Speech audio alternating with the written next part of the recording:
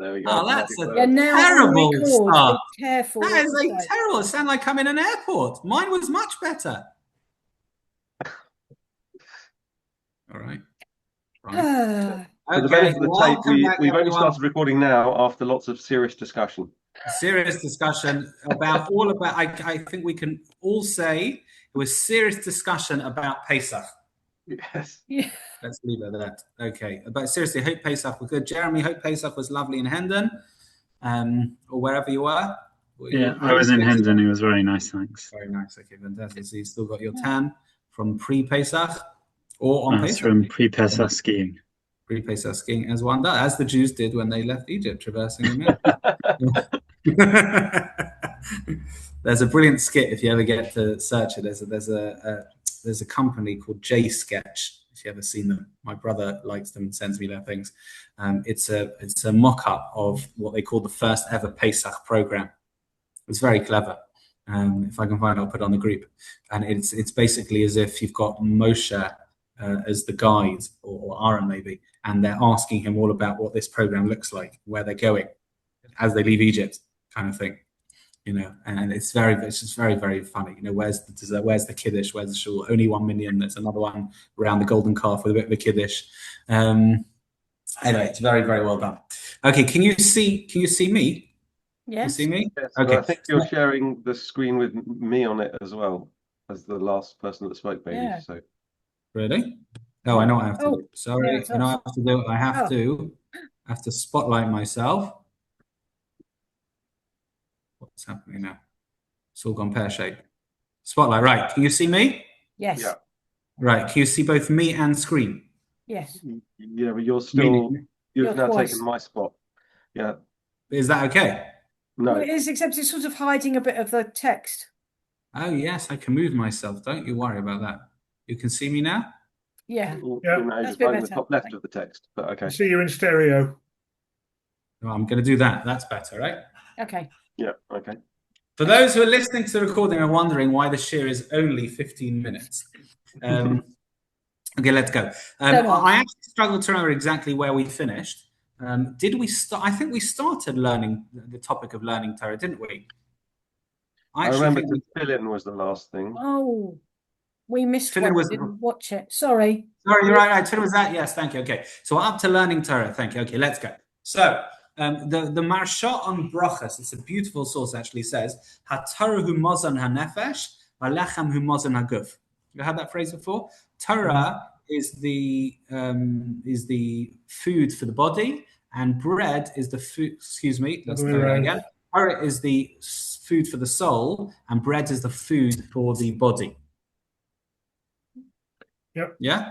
Yeah. Nice. It's a lovely phrase because the truth is the Gemara compares them in various aspects about whether the bracha on Torah and the bracha on food can be compared to each other. Just a lovely little opening thing, meaning we often think that, look, the physical needs are physical needs, and spiritual needs, if I have time for, I'll cater for, right? But it's not true. It's not true at all. God created body and soul, and we have to nurture them both in their own different ways. Now, it's interesting. Learning Torah is given quite a high billing by the various sources. In other words, it's, if you like, an umbrella mitzvah. See if we can define that a little bit. There's certain mitzvahs that we would call isolated, individual, like even big ones, like honoring parents, right? And there's certain mitzvahs that we would call umbrella, or almost like catch-all.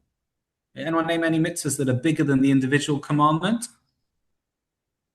Or at least are more catch-all than just the phrase that they seem to imply? Keeping kosher. Keeping kosher, good. Keeping kosher, good, because it leads to certain things, certainly. I'm looking for something which, I guess, by nature is either vague or umbrella-esque. Maybe Shabbat?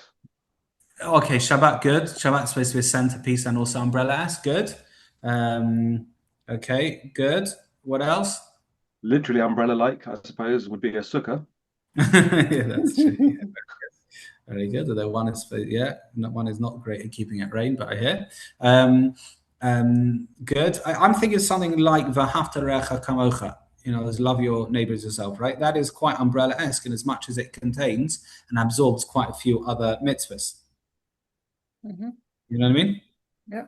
right? So that's something that's very nice, very umbrella-esque. The other one the Ramban says is kadoshim tiyu, which is the command, generally speaking, to be holy, namely including all elements of acting in a kadosh, holy kind of way.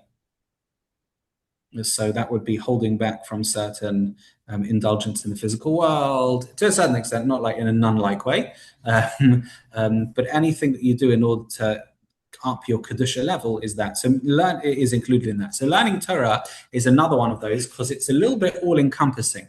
What I do not mean is you have to learn every second of the day, although one has to learn as much as one can. But what I mean is it's not just the mitzvah in and of itself. It's, if you like, let's get the right term for it. It's a catalyst mitzvah, to coin a phrase, as it's supposed to push you and propel you towards other things itself, in as much as learning Torah is supposed to get you further generally, in your Jewish growth. Does that make Isn't it sense? one of the few mitzvahs where you're biblically commanded to make a bracha over? There's very few. Yes, also true, which would highlight its importance. Oh, I can make myself smaller. There you are. I started the shir by asking, do I look thinner? Now we found a way to achieve that. That would be handy. Is that better? Yeah, you're out of the way. You're right in terms of the screen. Yes, thank you. Thank you. All right. Yeah, I'm glad to be out of the way. Thank you. Okay, so the power of Torah study. Torah study is our engine room, in as much as we delve into Hashem's mind, seeking to emulate Him. And therefore, we're told there is a spiritual energy greater than all others, and Hashem has tied this to Torah study. If there be 1 second in the world without Torah study, the world would return to pre-creation emptiness. It's a beautiful phrase by Chaim Volozhin. What it means is, and we'll see this later, the world is absolutely dependent on Torah study. Yeah, the world is dependent on it. It needs it. It's like oxygen, if you can mix metaphors in terms of what the body of the world needs. It is absolutely necessary. Thank God we have different time zones, because there's Torah happening the whole time. Now, the Vilna Gaon says Talmud Torah. How would that have worked? How would that have worked centuries and centuries ago, or thousands of years ago, when the Jewish people were nascent? Because they weren't across all time zones. They would have been in one area, and when they were sleeping, they were sleeping. So how would that work? You mean in terms of like living in Israel in the times of the temple? Yeah, when they were all in the land of Canaan or as Israel, and they were all there. Probably some tzaddik, up at some silly hour learning at some point. Okay. Yeah, for sure there would be. Okay, Talmud Torah is equal to all mitzvahs combined. Now, it's interesting. We are very much, and I lament this in a certain sense, we are very good at putting on a pedestal Jewish living, but we're not always that good at putting on a pedestal Jewish learning. Right. So hopefully over the course of this topic, we'll be able to bring up the banner of Jewish learning to show how important it is. Isn't there one of the Pirkei Avot that talks about this? Yes, absolutely. And by the way, I would hasten to add, if you don't mind me saying, that Anglo Jewry, if I can speak for all of us, Anglo Jewry has become very much Jewish living centric, but not so much Jewish learning centric. Meaning, if you look at the difference between America and England, actually Rabbi Bazak pointed this out. I'm reluctant to quote him, but I will. I'm joking. He said that American Jewry was started, or whatever, was certainly the catalyst of American Jewry, by Lithuanians. As people moved over from Lithuania, etc., very much about kind of Torah learning, and therefore there are many yeshivas and kollels in America, right? and even institutions, Yeshiva University, etc., Ner Yisrael, Baltimore, Lakewood, like massive centers of Torah learning.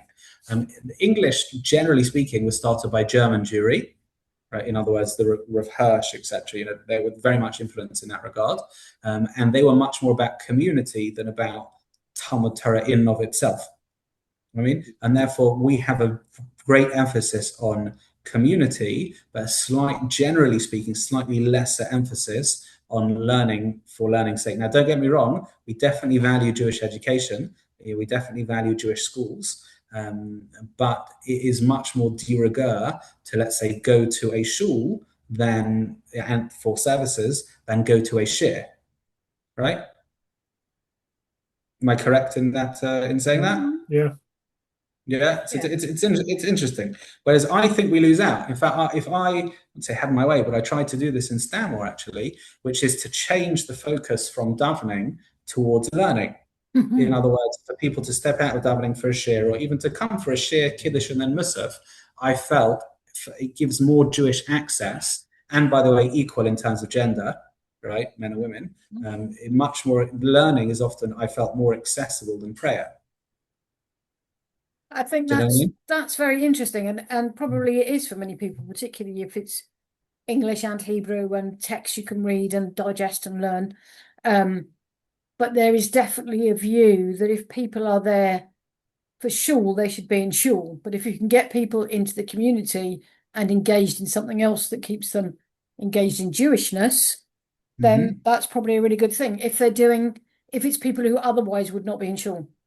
If it's Right. So competitive, the problem is if somebody wants to do the learning and go to shul, the learning then needs to be at a different time, and then you've got to get other people to come back for it. like a Wednesday night. Like a Wednesday night. Yeah, 100%. Yeah, exactly. But I would even argue that some people may gain a bit more.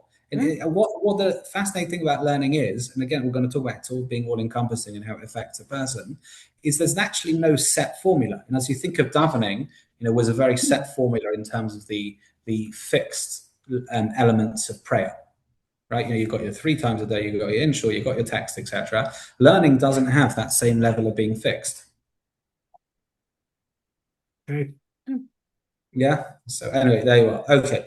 So Talmud Torah, let's go. Talmud Torah is equal to all our mitzvahs combined. One does multiple, does is a silly word there. One fulfills multiple mitzvahs for every word of Torah study. Multiple mitzvahs. So there's a lot on offer here, a lot at stake. Okay, let's have a look at what Torah study gives to us. Okay, Nadarim is the Gemara Nadarim 32a, Lamed Beis Lamed Aleph. Ironically, Leiv. Torah sustains creation. Amar Rebbe Lezer, Gedola Torah shel Malay Torah lo niskame shemayim va'aretz. Torah study is great. If it were not for that, then heaven and earth would never be upheld. Yeah, it wouldn't be upheld. In other words, as we said before, the world would collapse. The Gemara in Kiddushin, Daf Mem Amud Beis, says a little bit further, says that the study of Torah is fundamental, and we know this, but it's nice to see it inside. It's fundamental for performing mitzvahs. So it says in the Gemara, they were sitting in this attic in Lud. They were asked the following: Talmud Gadol or Maisa Gadol? Is it greater to study or to do? Yeah, good question.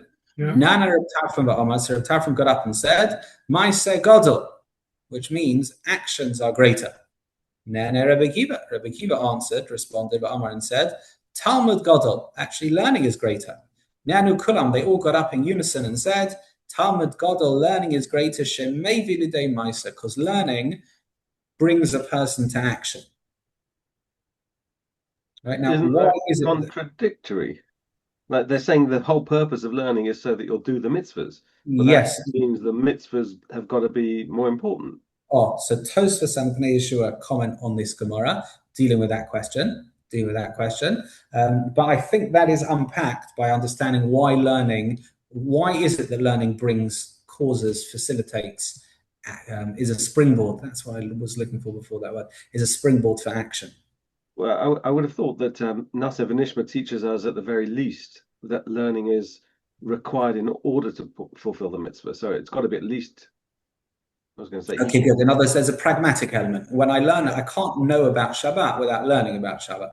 Yeah. How will I know what Kiddush is, for example, without learning about what to do? And if you don't learn enough and how it fits together, then you may well not do what you need to do because you haven't got all the context that you need. I was talking about something earlier with a group. I'm talking about Hallel and Shechianu and when you say them, and actually what's the context of why you say it, and therefore you wouldn't know when to say it. So if you don't learn the context, you don't necessarily know why you're doing something, so you wouldn't know if you were doing it wrong or late or early or whatever. So Perfect. the learning's important. Excellent. Good. Yeah, 100%. I think there's something more about it as well. I think learning Torah is a bit of an engine room. We've talked about in the past, and if not, I'm going to say it now anyway. There's a phrase which says "Kiner mitzvah Torah or." Heard that phrase before? I think it's in Mishlei. I think that Torah is a candle is a mitzvah. A mitzvah is a candle, but Torah is light. Now, what's the difference between a candle and light? Candles are one small little part, whereas light is just all encompassing. Yeah, and as you only need a candle when it's dark. The necessity of a candle presupposes that it's dark outside. If I can coin an unnecessarily clumsy sentence. When it's light, right? You don't need a candle. So the concept is like this. When I'm in, the world is a dark place. I don't mean that in a scaremongering way and whatever. Not in a morbid way either. I just mean the world is often, it feels muffled, it feels unclear, it feels like it's lacking clear direction. It's what we call darkness. This world was always like that, right? Just different tests and different generations. But this world is darkness. You can't see God's hand overtly unless you're looking for it properly. And therefore, a mitzvah is a candle. In other words, I'm in a dark world, but I'm doing a mitzvah. Fantastic. Whatever that mitzvah is. Maybe different degrees of light depending on the mitzvah and depending on where you are as well. Torah is not considered a candle. It's not just a wick or a flame. Torah is a light, meaning you're no longer in a world of darkness when you're learning Torah. And as you've temporarily put this bubble around you, where you're almost ensconced and enclosed within this thing called Torah, where you're no longer breathing the air of the normal world, you're ingesting God's wisdom, so to speak. You see the difference? And as you surround yourself by a totally different value system, right? That's absolutely crucial, and therefore, people study Torah for a prolonged amount of time, whether it's a year in Israel after the gap year, or whether it's people who are constantly involved in it, not necessarily 10 hours a day, but are going to Shurim, etc., because they're entering that world of light. Okay, let's do a bit of one more appetite wetter for next week, please God.